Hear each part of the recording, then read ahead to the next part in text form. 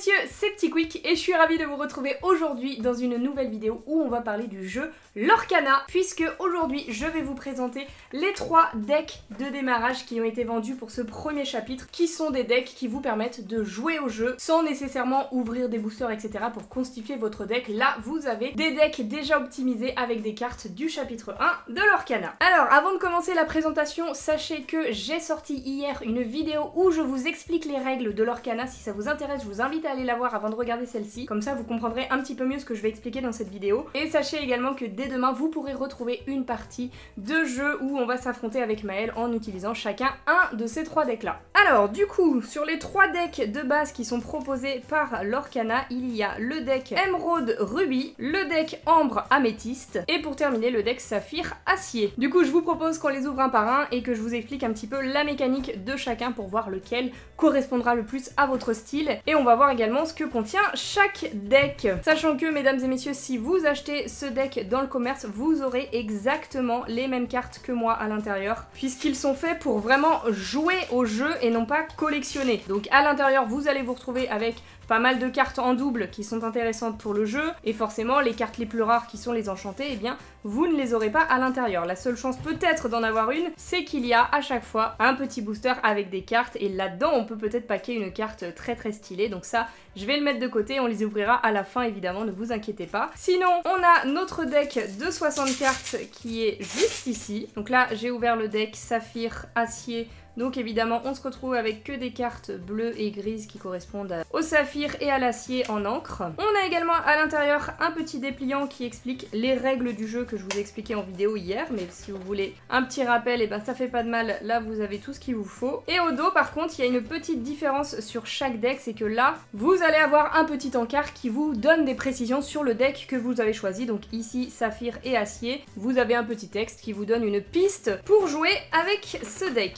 Voilà, on retrouve également une petite piste de jeu, un petit plateau comme ça, sur lequel vous allez pouvoir compter vos éclats de l'or, mettre votre deck, votre défausse et votre réserve d'encre, vos cartes en jeu. Bon, ça c'est pas franchement nécessaire pour jouer au jeu, mais comme ça, ça peut vous aider peut-être à agencer votre table. Et la dernière chose, ce sont les petits jetons dégâts qu'on va pouvoir poser sur nos cartes lors des défis pour indiquer que tel ou tel personnage a reçu des dégâts. Voilà. Et il y a également ce petit jeton qui va vous servir à compter votre lore si vous utilisez le petit tapis de jeu qui est ici, comme ça vous savez où vous en êtes, et le but c'est d'atteindre 20 éclats comme ceci pour remporter la partie. Alors maintenant qu'on a vu ce que contenait un petit peu chaque deck de démarrage, on va s'intéresser aux cartes, et il faut savoir que dans chaque deck de démarrage vous allez avoir 2 cartes brillantes qui sont ici, une carte rare et une carte très rare, donc ça fait plutôt plaisir pour la collection. Je vais les mettre sous sleeve tout de suite. Et donc là on a Simba et Aurore qui étaient les 2 personnages présents sur la boîte du deck, ce qui me fait plutôt plaisir pour ma collection puisque je les avais pas, mais je les avais en non brillante.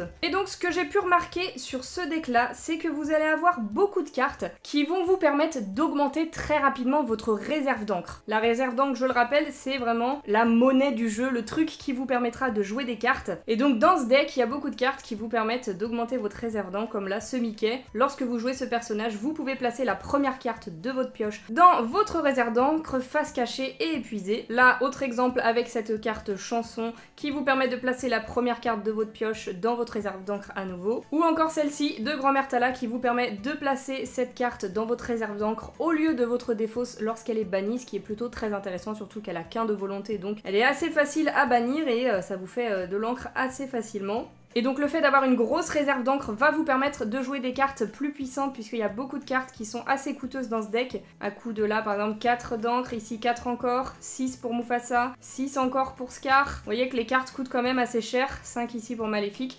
Mais à chaque fois elles ont des petits trucs intéressants. Elles coûtent 5 mais elles vous rapportent 3 de l'or à chaque fois que vous l'envoyez à l'aventure, donc ça peut grimper très vite, surtout que celle-ci elle a 6 de volonté, donc elle va être assez compliquée à bannir pour vos adversaires. Et ça combote plutôt bien avec les cartes acier, puisque comme vous pouvez le voir là par exemple, on a une carte de la bête très intéressante qui coûte 5, donc c'est assez cher, mais c'est une carte qui va vous permettre de détruire une carte objet chez l'adversaire, et il y a très peu de cartes dans le jeu qui vous permettent d'interagir avec les objets des adversaires. Donc c'est plutôt pas mal, et ça vous amènera aussi à pouvoir jouer la carte ultime de ce deck, qui est ce Maui en rare, qui pour 8 d'encre, ce qui est extrêmement cher, il n'y a pas beaucoup de cartes qui coûtent 8, va pouvoir entrer sur le terrain en ayant directement une force de 8 et une volonté de 8, ce qui est énorme aussi, et vous rapportez 3 de l'or à chaque fois qu'elle part à l'aventure. Et donc ce deck est plutôt plutôt intéressant pour ceux qui veulent mettre une stratégie un petit peu sur le long terme, puisque votre réserve d'encre va augmenter plus vite que celle de vos adversaires normalement. Et pour contrebalancer un petit peu cette lenteur de mise en place, vous allez avoir vos cartes acier qui là sont plutôt des cartes offensives qui vont vous servir à vous protéger d'une part et surtout à ralentir tout simplement la progression de votre adversaire pour pas vous faire devancer. On a par exemple ce petit Hercule qui coûte 3 d'encre et qui va permettre avec sa capacité rempart d'arriver en jeu directement épuisé et de devenir une cible pour les cartes adverses qui voudraient vous défier, puisque du coup l'adversaire est obligé de cibler Hercule lors d'un défi,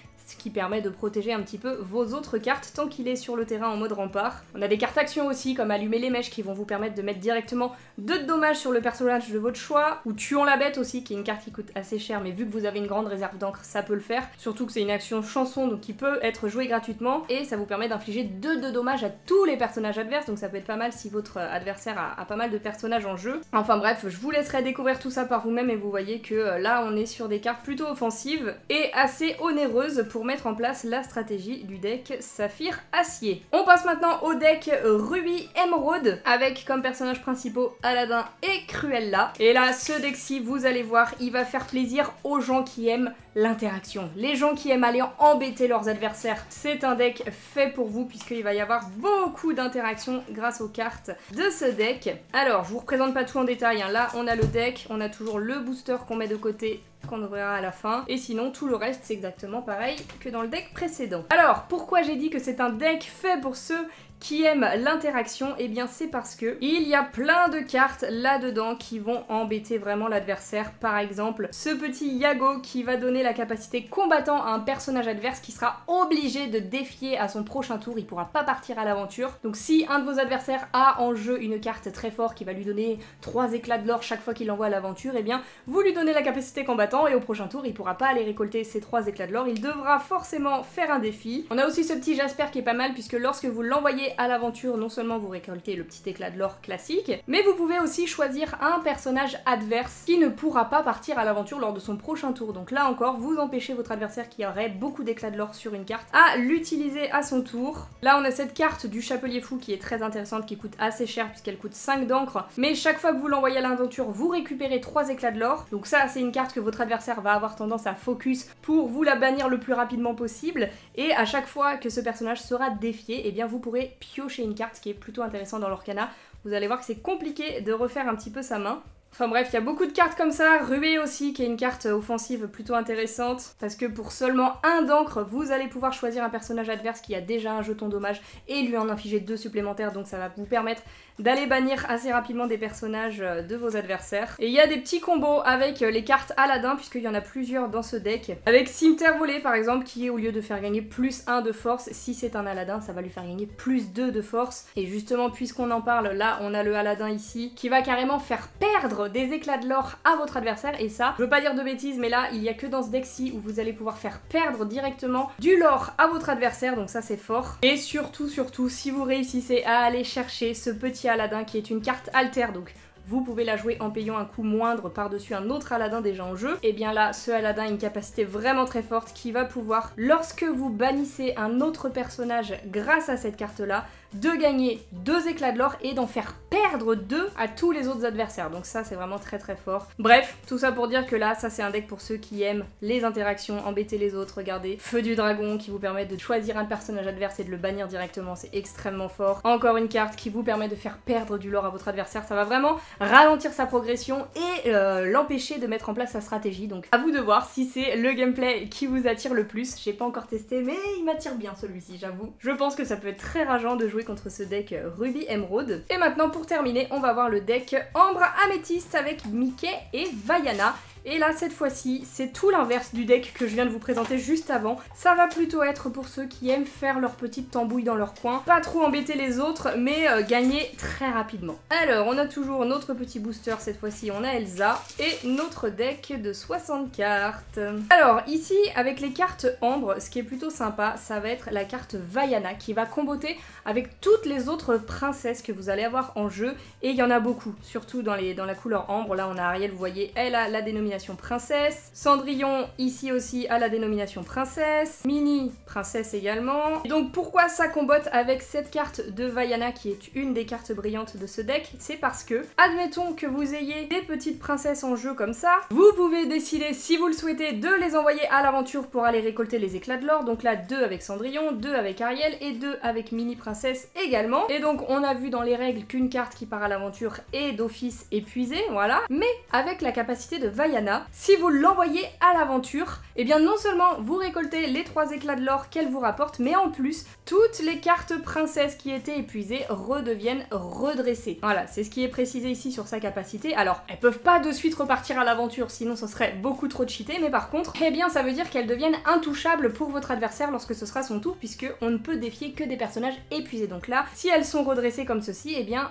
votre adversaire ne pourra pas toucher Minnie, Ariel et Cendrillon. Il pourra défier uniquement Vaiana qui aura été épuisée. Et donc ça, c'est vraiment un combo super intéressant. Et au niveau des cartes qui combattent, on en a aussi du côté améthyste avec les balais magiques. Juste ici, vous voyez, il y en a plusieurs qui combattent eux avec Mickey, qui est l'autre carte brillante de ce deck. Il est vraiment superbe, j'adore cette carte. Et Mickey, là où il est fort, c'est que non seulement les cartes balais, si vous en avez en main, plutôt que de vous coûter 2 comme elles coûtent normalement, eh bien, avec Mickey, les balais vous coûtent 1 de moins, donc le balai est à moitié prix. Vous n'avez besoin plus que d'une encre pour le jouer. Et en plus de ça, si quelqu'un vous bannit un balai, eh bien, il revient directement dans votre main et non pas dans votre défausse. Donc vous allez pouvoir les jouer quasiment à l'infini et votre adversaire va avoir trop de mal à s'en débarrasser et ça va bien l'embêter parce que même si c'est une carte pas très forte sur le papier, si vous avez les 4 balais et que vous les envoyez à l'aventure à chaque fois, ça veut dire qu'à chaque tour déjà vous récoltez 4 de l'or et ça c'est vraiment cool.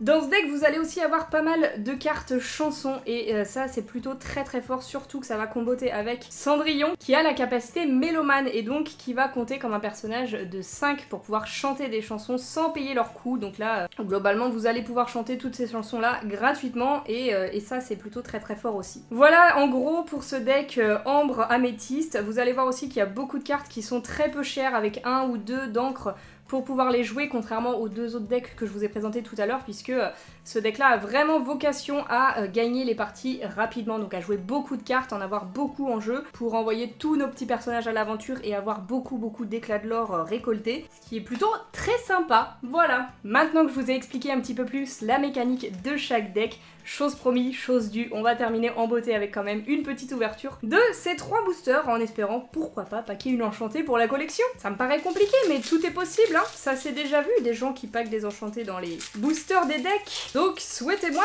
bonne chance. On commence avec le premier booster d'Elsa. J'enlève la carte puzzle de Mickey et on commence avec Sergent Tibbs, Stitch, Yzma, Cruelle Diablesse, Donald, Prince Eric, Attiser les flammes, Anna, le Chapelier fou, une carte rare de Maléfique, derrière... Ouh, une carte légendaire, incroyable. Je l'avais déjà celle-ci, mais c'est une très belle carte de la bête couleur émeraude. Et d'ailleurs, on n'en a pas parlé, mais les cartes légendaires, elles ont souvent des capacités très intéressantes, comme là par exemple. Elle a la capacité charge qui lui permet de défier dès lors qu'il est joué et il n'a pas besoin d'attendre de sécher, ce qui est plutôt intéressant. Et on termine, attention, avec une commune de Jetsam en brillante. Pas d'enchanté malheureusement, mais on se plaint pas, une petite légendaire, c'est toujours cool.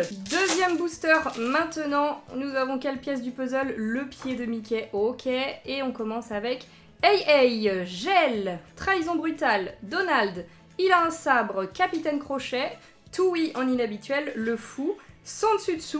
Derrière, on a une rare de Maurice. Encore derrière, une légendaire encore de Belle. Mais c'est quoi ces boosters? Incroyable!